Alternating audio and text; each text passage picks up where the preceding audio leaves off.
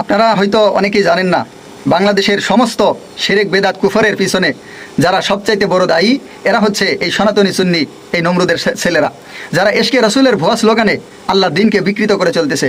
এদের হাত ধরেই বাংলাদেশে কুফরি শিয়াবাদের প্রচলন শুরু হয়ে গেছে এবং এরাই এর ভিতরে আস্তে আস্তে ঢুকে যাইতেছে।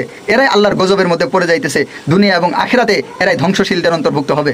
দেখেন, এই যে মুফতি আসাদুজ্জামান সুফিবাদী, এই লোকটা কিন্তু এই গত কয়েক বছর আগেও এই শিয়াবাদের দিকে ছিল না, সে এই সনাতনী সুন্নিতে ছিল। এখন সে পুরাপুরিভাবে শিয়াবাদে ঢুকে গেছে। সে একটা পোস্ট করেছে, 10 বছর পূর্বে 95% সুন্নি দরবারে নারায়ে হায়দারি স্লোগান ছিল না, এখন অধিকাংশ দরবারে নারায়ে হায়দারি চালু হয়েছে। ঠিক একদিন অধিকাংশ সুন্নি দরবারে ঈদে গাদিরে খুম পালন হবে। ও নমরুদের ছেলেরা, ও তাহিরি আঙ্কেল, ও জেলাপি সাহেব, ও সনাতনী সুন্নি ধর্মের মাজারের ছেলেরা, এখন যাবা কোথায়? এই যে নারায়ে হায়দারি এটা ছিল না, এখন নাকি চালু হয়েছে।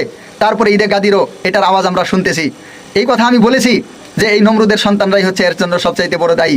এই যে শিয়ারা, এরা কিন্তু এই সনাতনী সুন্নিদের হাত ধরেই বাংলাদেশে অগ্রসর হইতেছে এবং অনেক দূর অগ্রসর হয়েছে। বর্তমানে বাংলাদেশের শিয়াবাদের যে থাবা চলতেছে, এটা কোন পর্যন্ত পৌঁছে যায় আল্লাহ জানে। আর এই সনাতনী সুন্নি নমরুদের সন্তানরা যেহেতু দলিলের ধার ধারে না, এরা এখন এশকের দিয়ে চলে। নমরুদের ছেলেরা কত মানবিকভাবে বলে যে এশকে রসুলের এগুলা করতে দলিল লাগে না, এশকে রসুল লাগে। এশকে রসুলের কাছে নাকি, এশকের কাছে নাকি সব জায়েজ হয়ে যায়। এই নমরুদের সন্তানদের দুনিয়াও ধ্বংস, আখিরাতেও এরা শেষ।